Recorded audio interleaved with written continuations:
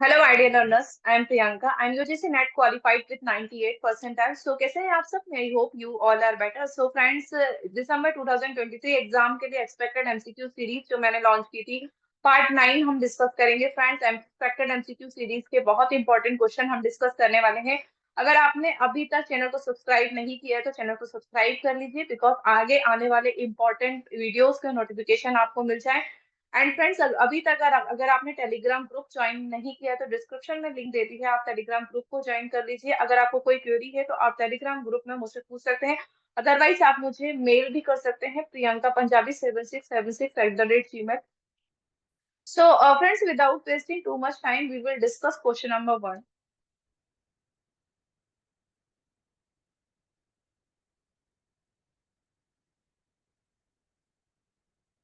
सो friends, question number 1 जो है आपका पीपल डेवलपमेंट इन्वायरमेंट का क्वेश्चन है। Point sources of water pollution, water pollution से रिलेटेड क्वेश्चन है। पॉइंट सोर्सेज, तो फ्रेंड्स वाटर पॉल्यूशन के टू सोर्सेज होते हैं, एक होता है पॉइंट सोर्सेज, एक होता है नॉन पॉइंट सोर्सेज। तो आइए हम देख लेते हैं ऑप्शंस क्या क्या हमें दिए गए हैं point sources of water pollution में। Option number A, underground coal mines, run off from farm fields, sewage treatment plants, runoff from roads and construction sites, and the power plants. So friends, point sources मतलब जो किसी point के through आते हैं, जो किसी specific area या specific resources से जो पॉल्यूशन क्रिएट होता है वो पॉइंट सोर्सेज होते हैं।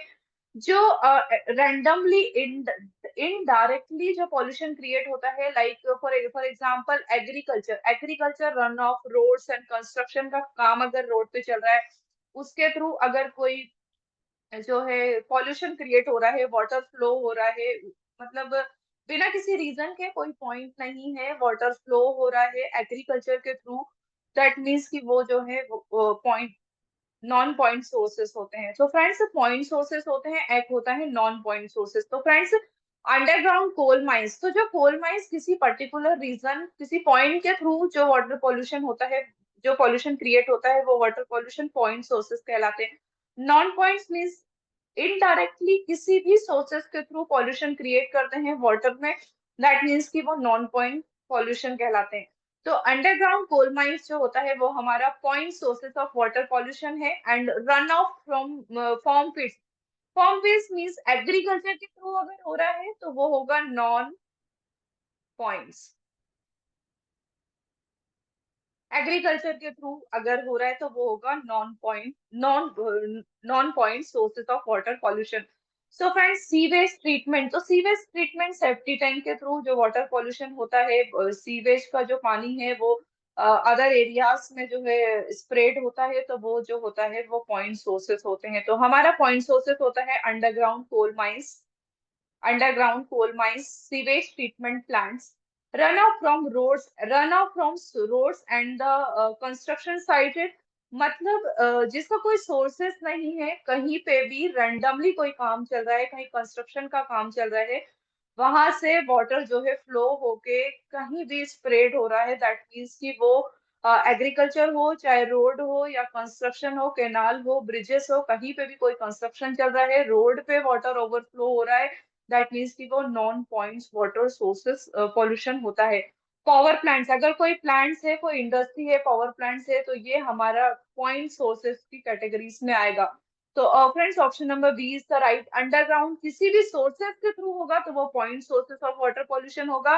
रैंडमली इनडायरेक्टली किसी भी सोर्सेस से वाटर जो है स्प्रेड हो रहा है, पॉल्यूशन क्रिएट कर रहा है, दैट मीन्स कि वो नॉन पॉइंट वाटर पॉल्यूशन होगा।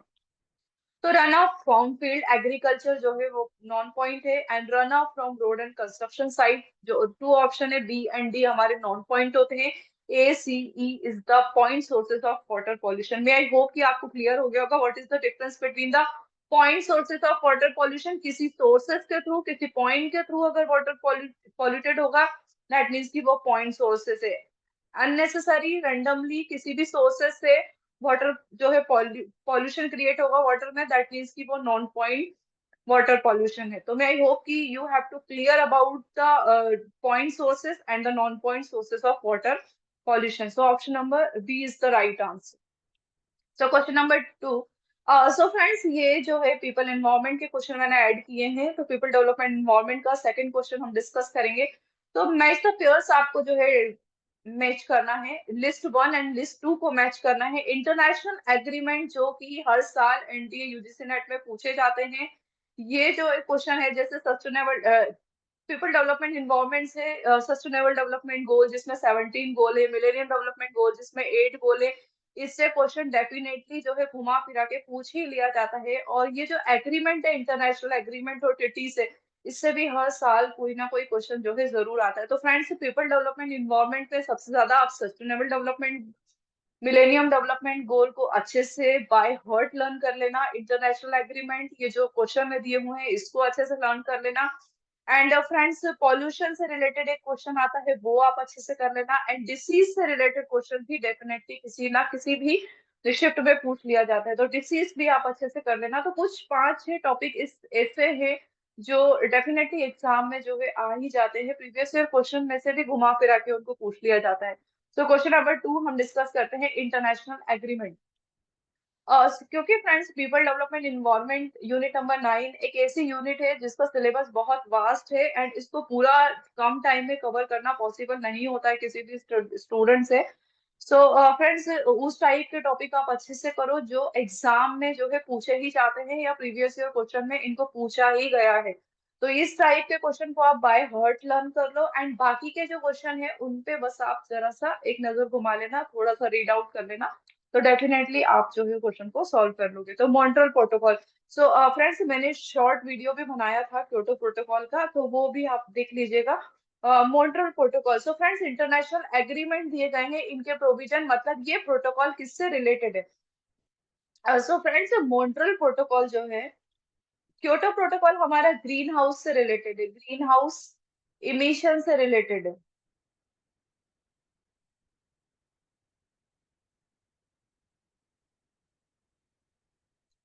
So friends, Montreal protocol, so option जो है मॉन्ट्रियल प्रोटोकॉल का हो जाएगा option number second. Montreal protocol किस लिए बनाया गया था? Controlling consumption and the production of Hallows, Hallows गैसों के product consumption and the production के लिए ये इंटरनेशनल एग्रीमेंट हुआ था, Montreal protocol. And Kyoto protocol, so friends, ये ग्रीन हाउस गैस के इमिशन से रिलेटेड है, मतलब ग्रीन हाउस गैसेस के इमिशन को रिड्यूस करने के लिए ये प्रोटोकॉल का एग्रीमेंट हुआ था। Kyoto protocol is related to the emission of green house gases. And next agreement is convention on biodiversity. और फ्रेंड्स, ये जो एग्रीमेंट है ये भी इंटरनेशनल एग्रीमेंट है। ये एग्रीमेंट इसलिए हुआ था, क्लियरिंग हाउस मैकेनिज्म मींस मतलब natural natural green energy provide करने के लिए, क्लियरिंग क्लीन एनर्जी प्रोवाइड करने के लिए, सस्टेनेबल डेवलपमेंट इन्वायरमेंट को प्रमोट करने के लिए convention on biodiversity international agreement हुआ था। So friends, option number C का जो पेयर होगा वो होगा clearing house mechanism. So friends, clean energy को प्रमोट करने के लिए, सस्टेनेबल डेवलपमेंट को प्रमोट करने के लिए कन्वेंशन ऑन बायोडाइवर्सिटी एग्रीमेंट हुआ था। इंटरनेशनल सोलर अलायंस, फ्रेंड्स, ये जो है 2015 में हुआ था। लास्ट वाले जो वीडियो में मैंने आपके साथ में इंटरनेशनल सोलर अलायंस डिस्कस किया था। सो फ्रेंड्स, ये जो है क्लीन एंड अफोर्डेबल एनर्जी, मतलब यहाँ पे सोलर एनर्जी को प्रमोट किया गया था, बिकॉज सोलर एनर्जी जो होती है वो रिन्यूएबल सोर्सेस ऑफ एनर्जी है, मतलब हम एक बार इसको यूज करने के बाद दोबारा से इसको रिन्यू कर सकते हैं। जैसे कोल पेट्रोलियम एक बार यूज कर लिया तो उसके जो सोर्सेस है वो खत्म हो जाते हैं, हमने कुछ क्वांटिटी में कोल का यूज किया, पेट्रोलियम का यूज किया, तो वो नॉन रिन्यूएबल होते हैं, मतलब हम उसको दोबारा रिन्यू नहीं कर सकते हैं, वो एग्जॉस्ट नहीं होते। दैट मीन्स कि सोलर एनर्जी जो है हम दोबारा से प्रोड्यूस कर सकते हैं सन के थ्रू, सोलर सिस्टम के थ्रू। तो इंटरनेशनल सोलर अलायंस जो कि 2015 में हुआ था, ये किसको प्रमोट, सोलर एनर्जी से कोई पॉल्यूशन भी क्रिएट नहीं होता, clean and the affordable, affordable means come prices पे हम इसको जो है कंज्यूम कर सकते हैं। दैट्स व्हाई ये इंटरनेशनल एग्रीमेंट हुआ था, clean and the affordable energy. Solar energy solar alliance जो है वो रिन्यूएबल सोर्सेस ऑफ एनर्जी है जो clean and the affordable energy को प्रमोट करता है। सो friends, option number 4 is right. मैं आई होप कि आपको ये सारे डाउट जो है वो क्लियर हो रहे हैं। अगर कोई भी क्वेरी आती है तो आप मुझे कमेंट सेक्शन में कमेंट करके भी बता सकते हैं। Okay, question number third. So friends, हम डिस्कस करते हैं question number third, so identify the sources of soil pollution from the following list. Friends ये भी पीपल डेवलपमेंट एनवायरनमेंट का क्वेश्चन है। सॉइल पॉल्यूशन से रिलेटेड जो है क्वेश्चन आपसे पूछा गया है। Industrial, option number one, industrial effluents, eutrophication, unscientific disposal of nuclear waste, offshore oil drilling, improper management of septic system. Friends, option number third इसका राइट है। क्यों? Because soil pollution. So friends, soil pollution कैसे create होता है? Industry, company के through जो chemical होता है वो सॉइल में जो है मेल्ट होता है, सॉइल में जाके मिल जाता है। तो जिसकी वजह से सॉइल जो है पॉल्यूशन क्रिएट होता है। तो इंडस्ट्रियल इन्फ्लुएंट की वजह से सॉइल पॉल्यूशन क्रिएट होता है।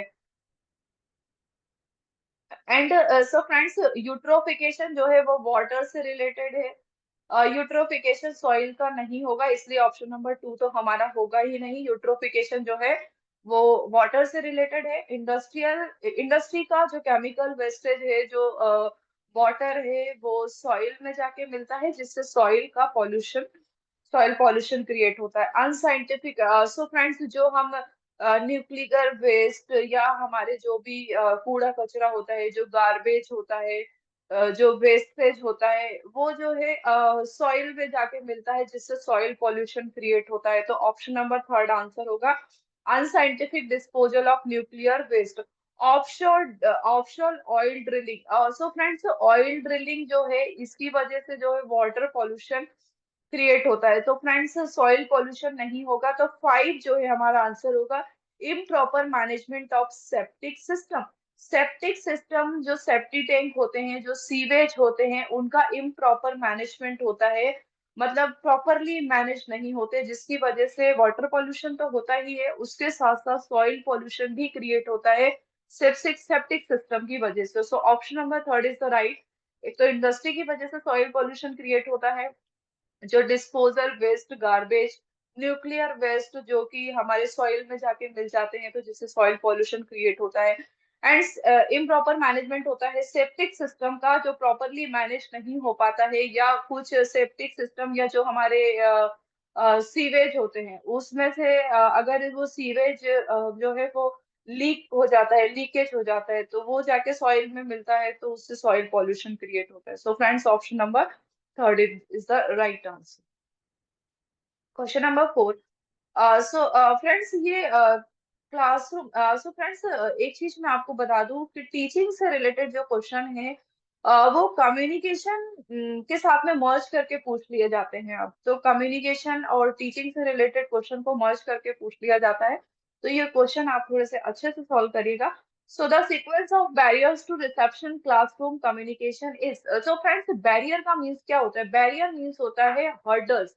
बैरियर मीन्स हर्डल्स, ऑब्स्टेकल्स, जो हमारे कम्युनिकेशन को प्रॉपर होने से जो है जिसमें हर्डल्स क्रिएट करते हैं, कम्युनिकेशन जो है इनइफेक्टिव होता है, तब हमारा बैरियर क्रिएट होता है। तो क्वेश्चन में आपसे पूछा गया है the sequence of the barriers to reception communication is. तो फ्रेंड्स, कम्युनिकेशन का जो बैरियर जो क्रिएट कैसे होता है, पहले तो हमें क्लासरूम में कम्युनिकेशन की नीड क्रिएट होती है। इस टाइप के क्वेश्चन आते हैं तो पहले आप देखो नीड, नीड आंसर कहाँ है? डी। तो नीड क्या होगा? फर्स्ट ऑप्शन, नीड क्रिएट हुई। The sequence of barriers to reception classroom communication, हमें जो है नीड क्रिएट हुई। उसके बाद में एंजाइटी, कम्युनिकेशन एंजाइटी कब क्रिएट होगी? क्वेश्चन में आपसे पूछा गया है बैरियर, तो पहले हमें कम्युनिकेशन की रिक्वायरमेंट है। क्लासरूम कब इफेक्टिव होता है? जब कम्युनिकेशन होता है। कम्युनिकेशन कब इफेक्टिव होता है? कब क्लासरूम कब इफेक्टिव होगा? हमें क्लासरूम में कम्युनिकेशन की नीड होती है, तो need is the first option. B, anxiety. Anxiety means tension, nervousness. जब हमें नर्वसनेस होती है, टेंशन होती है, तो इसकी वजह से हमारा कम्युनिकेशन में क्या होता है? बैरियर क्रिएट हो जाता है, कम्युनिकेशन इनइफेक्टिव हो जाता है। हम अच्छे से लोगों के साथ में कम्युनिकेट नहीं कर पाते, ना तो टीचर के साथ में, ना अपने फ्रेंड्स के साथ में। तो ये जो बैरियर है, पहले तो हमें नीड होगी, देन फिर एंजाइटी क्रिएट होती है, टेंशन क्रिएट होती है, नर्वसनेस, टेंशन, नर्वसनेस। देन उसके बाद जो आपका ऑप्शन होगा एक्सपेक्टेशन। आप जब हमें टेंशन क्रिएट होती है तो हम दूसरों से एक्सपेक्टेशन करते हैं कि वो हमारी हेल्प करें। देन एटीट्यूड, फिर उसके बाद हम अपने एटीट्यूड में चेंज लाने की कोशिश करते हैं। तो option number 4 is the right answer. Question number 5, in non-verbal communication, chronemics refers to, friends, first of all, I will discuss what is the meaning of non-verbal communication.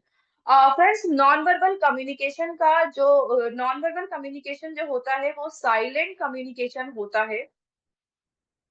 And verbal communication means oral communication. Verbal means जब हम किसी person के साथ में बात करते हैं, verbally किसी वर्ड और सेंटेंस, जैसे मैं आपके साथ में बात कर रही हूँ तो ये वर्बल कम्युनिकेशन है। अगर मैं आपको या इस पेन के थ्रू इशारे करूँ या फिर हमें ट्रैफिक सिग्नल की लाइट बोले वो, तो ये नॉन वर्बल कम्युनिकेशन होता है।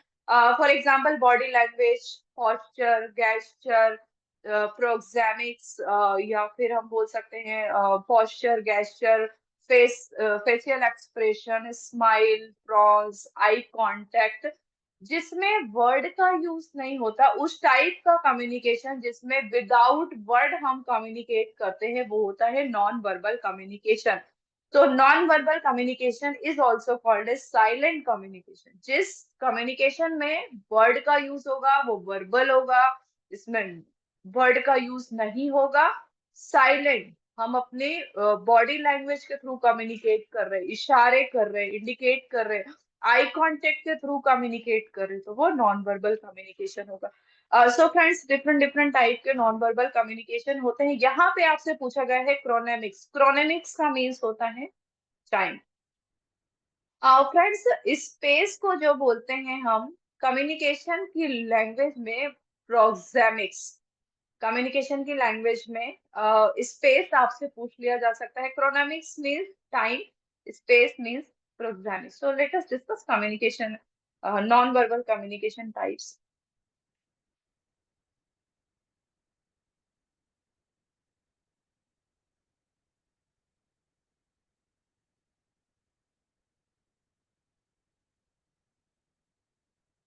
So friends, non verbal communication,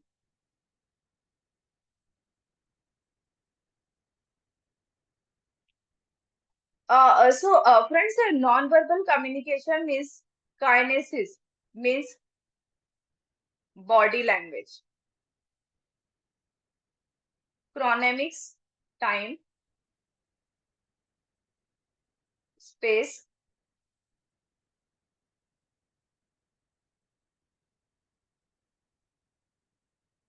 proxemics, space, oculesis, eye contact, olfactics, smell, olfactics, smell,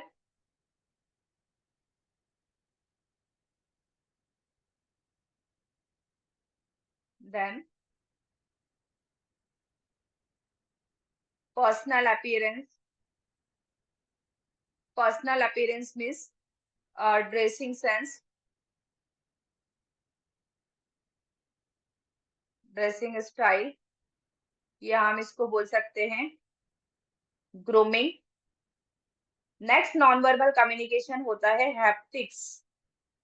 haptics means touch. Touch means handshake.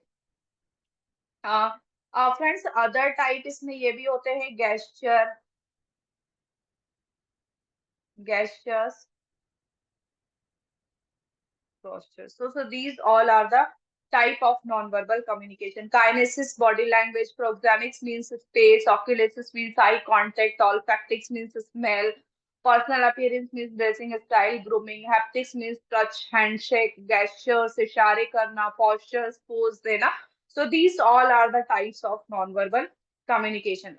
Friends, chronemics means time, proxemics means space.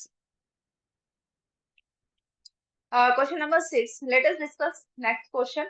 Assertion and reason का question है। Friends, assertion reason के question जो है आप जब solve करते हैं तो पहले आप देखो कि असर्शन, पहले आप इनको सेपरेट पढ़ो। पहले तो ये देखो कि असर्शन जो है राइट है या रॉन्ग है, उसके बाद दोनों को रिलेट करने की कोशिश करो। First assertion, communication competence is related to the power of knowledge in a classroom. So friends, communication competency जो है वो रिलेटेड है power of knowledge in a classroom. Yes, right. Communication की कॉम्पिटेंसी, अगर कम्युनिकेशन स्किल है तो वो आपके पास में एक पावर है क्लासरूम में नॉलेज को डिलीवर करने की। एक गुड कम्युनिकेटर, एक पर्सन है, अगर उसके पास में नॉलेज है बट वो अच्छा कम्युनिकेशन नहीं कर सकता है, तो मीन्स कि वो क्लासरूम को प्रॉपर मैनेज नहीं कर पाएगा। एक अच्छा गुड कम्युनिकेशन स्किल अगर आप में है तो नॉलेज कम भी होगा तो भी आप जो है डिलीवर कर सकते हो। दैट मीन्स कि knowledge comes from the communication, knowledge communication दोनों एक दूसरे के पार्ट है। तो नॉलेज तो एक पावर है, लेकिन विदाउट कम्युनिकेशन आप जो है क्लासरूम में नॉलेज को डिलीवर नहीं कर सकते हो। Reason, communication competency permit choice of communicating as required in the classroom context. So friends, communication competency क्या परमिट करती है? कम्युनिकेशन कॉम्पिटेंसी जो है परमिट करती है choice of communicating. Yes, communication competency ये आपको परमिशन देती है कि आप अपने रिक्वायरमेंट के अकॉर्डिंग क्लासरूम में जो है कम्युनिकेट कर सकते हो। दैट मीन्स कि both assertion and reason are true and R is the correct explanation of the A. So option number first is question number 7. Friends, Vygotsky, statement number 1. Vygotsky emphasized the significant role played by adults and more able peers in children learning. Friends, ये जो लेव व्योस्की हैं, इन्होंने John of proximal development theory, जो हम जिसको हम बोलते हैं, मैंने प्रीवियस वीडियोस में भी करा रखा है। तो फ्रेंड्स, सोशल डेवलपमेंट थ्योरी को दिया था लेव व्योस्की ने। अकॉर्डिंग टू द लेव व्योस्की, उन्होंने कहा था कि स्टूडेंट को जो है बाहर खुला छोड़ दो, उन्हें इंडिपेंडेंट होने दो, उन्हें खुद बाहर जाके सीखने दो, लर्निंग करने दो। सो ऑप्शन नंबर 1 में आपसे बोला गया है व्योस्की एम्फसाइज करते हैं significant role played by adult more able to peered in children's learning. So friends, option statement number first is true कि व्योस्की ने कहा था कि अडल्ट को जो है खुद ही सीखना चाहिए, चिल्ड्रन जो है लर्न खुद करना चाहिए उनको।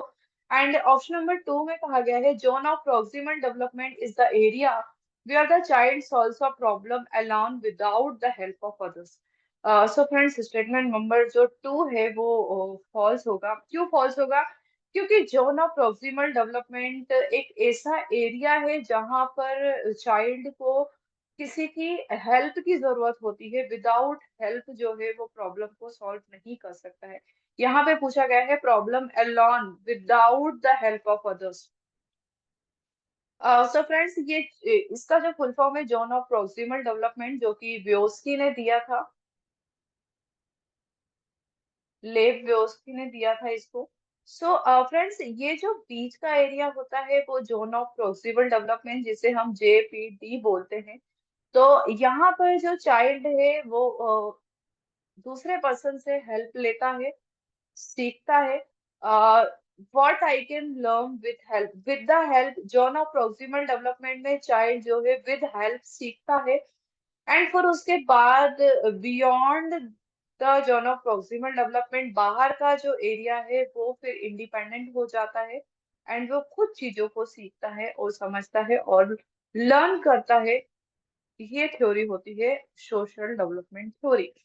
ऑप्शन में आपसे बोला गया है zone of proximal development is the area where the child solves a problem alone without the help of others। तो यहाँ पे with the help of others होना चाहिए था, alone नहीं होना चाहिए था, तब हमारा ये ऑप्शन जो है वो राइट होता। Because zone of proximal development वो एरिया होता है जब चाइल्ड किसी पर्सन की हेल्प से जो है लर्न करता है।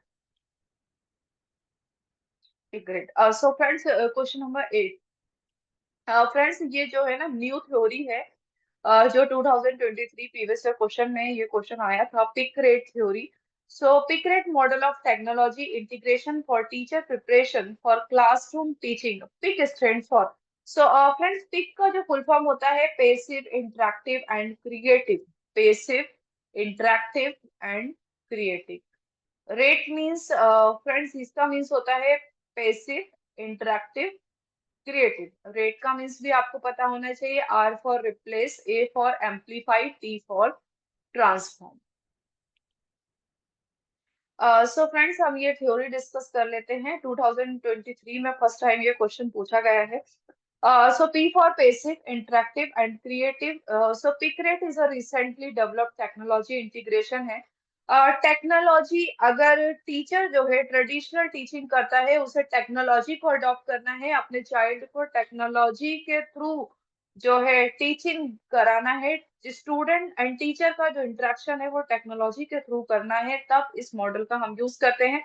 Model whose framework assumes that there are two foundational questions that a teacher must ask about any technology. Two questions इसमें आते हैं, टीचर जो है पूछ सकता है, टेक्नोलॉजी से रिलेटेड है क्लासरूम में. First, what is the student relationship to the technology. अगर स्टूडेंट का रिलेशनशिप हम पूछे टेक्नोलॉजी के थ्रू, तो वो होगा PIC, passive, interactive, creative. Because पहले स्टूडेंट टेक्नोलॉजी के बारे में अवेयर नहीं होता. दैट मीन्स कि they are passive about the technology, they are unaware about the technology. Means passive है वो, उसको टेक्नोलॉजी नहीं पता, पैसिव है. फिर जैसे ही टीचर ने स्टूडेंट को टेक्नोलॉजी के साथ में जो है कनेक्ट किया, टेक्नोलॉजी के थ्रू कुछ एक्सप्लेन किया, तब वो उसके साथ में इंटरेक्ट करेगा. अब जब स्टूडेंट सीख गया है, तो वो अपने माइंड से कुछ क्रिएट करेगा, कुछ इनोवेट करेगा. That is the creative. Second question, इसमें टू फाउंडेशन क्वेश्चन है. एक स्टूडेंट का रिलेशनशिप है टेक्नोलॉजी के साथ में, एक टीचर का रिलेशनशिप है टेक्नोलॉजी के साथ में. जो स्टूडेंट का रिलेशनशिप है टेक्नोलॉजी के साथ में, वो PIC है. जो टीचर का रिलेशनशिप है टेक्नोलॉजी के साथ में, वो है RAT, रिप्लेस, एम्पलीफाई, ट्रांसफॉर्म. ये जो मॉडल है पिक रेट, ये CF ह्यूगोस थॉमस ने 2006 में दिया था. सो फ्रेंड्स, टीचर जो है लेक्चर सेंटर मेथड जो है हमारा, जैसा कि ट्रेडिशनल मेथड है, तो टीचर अभी टेक्नोलॉजी को अडॉप्ट करना चाहता है. लेक्चर सेंटर मेथड को वो रिप्लेस करेगा, तब टेक्नोलॉजी को अडॉप्ट कर पाएगा. तो पहले टीचर को ट्रेडिशनल मेथड को रिप्लेस करना होगा. एम्पलीफाई मतलब इंक्रीज करना, फिर उसको वो एम्पलीफाई करेगा, उसको बढ़ाएगा. ट्रांसफॉर्म करना मींस पर्टिकुलर वो उसको अडॉप्ट करेगा टेक्नोलॉजी को, तब जाके ये मॉडल क्रिएट होता है. Replace, amplify and the transform. मैं आई होप कि आपको पिकरेट मॉडल जो है अच्छे से समझ में आया होगा. वीडियो अगर अच्छी लगती है, अगर आपको इन्फॉर्मेशन इंफॉर्मेटिव लगती है, तो आप इसको ज्यादा से ज्यादा शेयर कीजिएगा. एंड फ्रेंड्स, अपने फ्रेंड्स को भी जो है वीडियोस को शेयर कीजिए.